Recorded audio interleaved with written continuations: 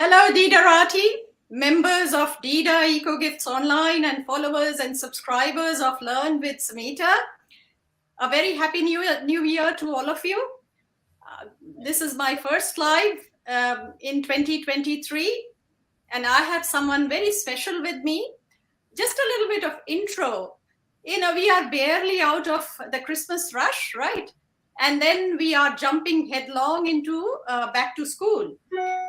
With back to school, what happens? Most mums, I think the question that's on any mum's mind, any mum who has school-going children, is how do the children get sustainable and healthy snacks, healthy lunches? So we try our best, but you know what? Life happens. We get busy. Maybe some of us have to go to work in the morning, early in the morning. And so the solution, and it's no solution, it's probably just a quick fix, processed food, packed lunches, etc. Or the child goes to the tuck shop and he or she gets hold of anything random, which may or may not be healthy. But I have Louise with me from Lunchbox, and Louise has the perfect solution to this problem. No, she is not making the lunches herself. She is actually offering something even better, something that's diverse, that's convenient, gives you a wide variety of choices. Now I'd stop talking and I'd hand it over to Louise. So Louise, will you please explain to members of Didarati, our followers, listeners, subscribers of Learn with Samita, which is my YouTube channel, please explain what's Lunchbox Australia about? Over to you. Thank you. Thank you so much. Well, Lunchbox is a healthy school lunch delivery service. So to give you a little bit of context, my eldest daughter started school at a school where there was no canteen.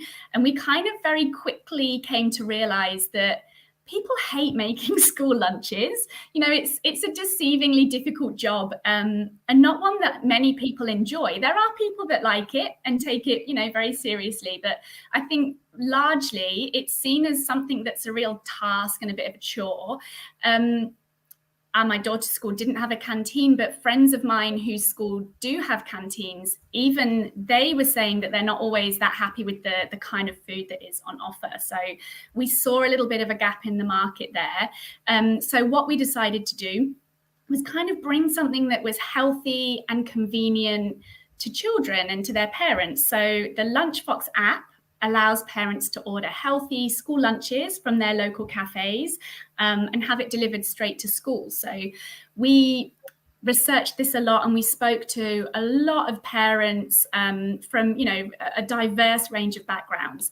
And we found out that people want something convenient, but they want something that's healthy and that they don't kind of feel guilty about. So we liaised with Nutrition Australia a little bit, and we've kind of adopted some of their healthy lunchbox guidelines, which it's a free resource. So if anyone who's watching is interested, if you just Google Nutrition Australia Pick and Mix 1 to 6, they have these incredible resources that talk about 5 different food groups making up the perfect lunchbox. So we've used that in our app.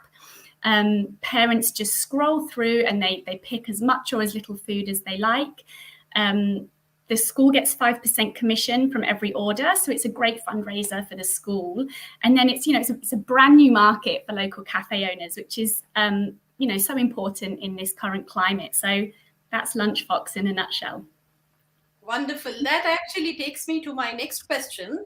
I'm about to ask you, what are the criteria? How do you shortlist the cafes? For instance, do you take into account nutrition, sustainability? So what are the paradigms? How do you select these people? Yeah, well, we put schools and parents in charge of this. So this Lunchbox can operate anywhere across Australia at the moment, as rural and regional as works in any local area. So we like to put the schools in the driving seat so that they can control the kind of food that arrives on site. So what we do is liaise with the school and their school council We give them a whole heap of information to read through, and we make our expectations, I suppose, and values very clear. Whenever we speak to a school or a parent, they usually have a cafe in mind. We're talking about food that they're going to be feeding their children. So they normally have a local cafe that they love going to, that, maybe they know the owner, or they know that their children love the food there. So that's how we kind of approach the cafes. That the schools are usually the ones that go and approach first, but alongside a Lunchbox rep. So we would be really hands-on in that process as well. So I assume that the schools would be operating the checks and balances, like, do they ensure that the cafes actually deliver good quality, they deliver on time, or do you do that? Well, it's kind of a partnership. So we all sign agreements. So everything kind of comes through us. If the school does ever have an issue with the cafe, we're the ones they contact, and we act as the middleman there. Likewise, the cafes have agreements that they sign. So they go into the agreement, the partnership, knowing exactly what is expected of them. So yes, we're definitely there to kind of support any issues that do arise, but everything's very kind of out in the open once a cafe signs up. So yeah, that's how we kind of go about that. Yeah, and what about special needs? Like, children these days, they have so many allergies. Like, some of them would be allergic to nuts. Maybe when we were growing up, I didn't hear about so many dietary requirements, but maybe no one kind of detected these kind of things. But nowadays, you might have to be vegan, gluten-free, nut-free. So how do you take care of all of that? Yeah, I'm actually from a teaching background myself, and my youngest daughter has a nut allergy. So it was always something that we knew had to be a huge priority, and something we kind of covered in every kind of step of the way. So once parents download the app, they set up a profile for each of their children, and they highlight any allergies or dietary requirements that their child has. So that information is sent alongside any order placed for that child, is sent to the cafe. Cafes then see it on a dashboard, and they have individual bags. So every order is individually bagged and taken up to the school. The bags actually have a space for the cafe owners to write the child's name, the classroom, and any allergy information. So it's kind of ticked off at every step of the way. Which is so important, because if you have, say, allergies like shellfish, for instance, it's absolutely critical that we take care of all of those things. Would you explain the nitty-gritty, like the actual process, in simple words? How does it work? How do I see if I am a dummy like me, who just has the basic knowledge of doing the apps and the computers? So what do I have to do to order a food pack, like a lunch box or whatever, delivered to my, say, someone in a particular school? So how do I go about it? It's a really easy process. And again, similar to the allergy management, that's always been something that we knew had to be one of our priorities when developing the app. It has to be an easy to use thing. So if we go right back to the beginning of the process, our website has a register interest form. So that's probably the very first thing people do, is send us an email. We might get a message on Instagram or from our website. We get back in touch with a load of information that person either passes on to their school council or their principal. Sometimes we go along to the school council meetings. We explain a little bit about how Lunchbox works. Once the school has said yes and they've chosen their cafes, we have a graphic design team who provide comms, posts for the school to share with their parents. So you download the app, you're kind of walked through choosing the cafe, selecting what day it is that you need to order for. And then it's very intuitive. It's similar to a lot of other food delivery apps, I suppose. You scroll through and you just tap on the items that you want. The school and the cafe have decided on an agreed time that the delivery is going to happen. So the cafe are the ones who are responsible for that side of things. So the order gets sent to the cafe from our end. That's, the parents don't have to worry about that. cafes see the orders, they make them up, bag them up, and take them to school. Wonderful. And what's the lead time? When do I have to order, say, for a next day kind of delivery? Yeah, that's something that's kind of up to the individual cafes. So we kind of let them decide. So we have some cafes that have midnight the night before as their cutoff time. But we do have a cafe local to me here in Melbourne who they're a very, very popular cafe. They're always very busy. So they've asked for a 24 hours just so that they can make sure they've got enough stuff. And they take a huge number of orders as well. So they need a little bit longer. So that kind of thing is just, quite unique to each individual cafe. Wonderful. Like, it's convenient, this whole online thing, but like fire, it has its pros and cons. So yeah. Because you must be also familiar with this thing, and we are hearing about security scams all the time, cyber security. And a lot of us, we are kind of not sure, apprehensive about going online and, giving our credit card details and things like that. So how do you work around all of that? How do you ensure that personal information or credit card information is safe? Like, what are the security checks in place?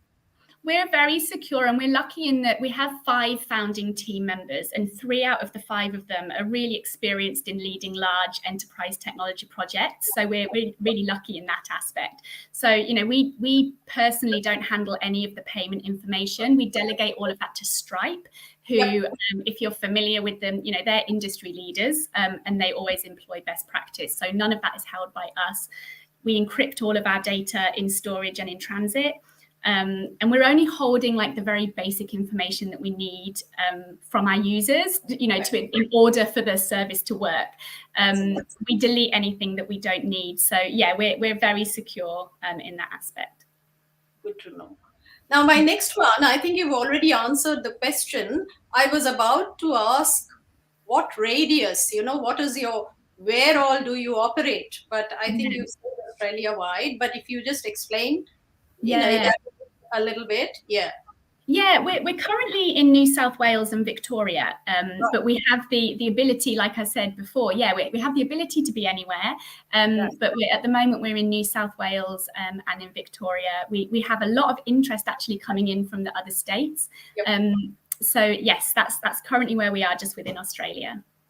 And you are very new, actually. You've made enormous, I think it's leaps and bounds. It's growing by growing exponentially, if I should say. You have 2 states under your belt, and I'm pretty sure you'll be adding many more, like the whole of Australia and beyond, I would say. So the other thing is, Louise, let's come to, before I ask you to share, I'm sure I can see people coming and watching and giving you hearts and things like that. So the other thing is, what about future? So you just said that you are willing and open to expansion, but anything else that, any other things, any apps, or adding to this particular app here? Yeah, our focus for 2023 now really is scale and growth. So, we spent 2022 focusing on proving the model, running a pilot, just getting our feet on the ground. And like you say, we experienced really overwhelming interest, really encouraging interest. So this year for us, it's all going to be about scaling and growing, which is really exciting. It's an exciting phase for any new business. But alongside that, we do want the brand to be seen as something that is educational. I'm like I said before, I'm from an education background. So we've started creating free lesson plans for teachers in primary schools to start teaching kind of basic nutrition and beyond basic nutrition, actually.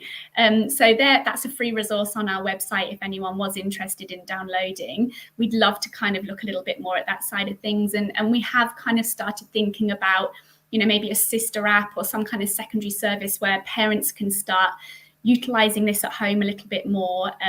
One thing I would say to any parents that are listening today, that the Nutrition Australia resources are fabulous, and the kind of basis of our app is that kind of understanding that 5 basic food groups is kind of all you need to make sure that you've got a perfectly well-balanced lunch. And it's nothing groundbreaking, it's nothing fancy, it's just kind of fresh, child-friendly stuff that we'd probably have in our cupboards already. So, you know, we have the grains and cereals, which would maybe be, you know, your breads or your rice or your wraps and that kind of thing.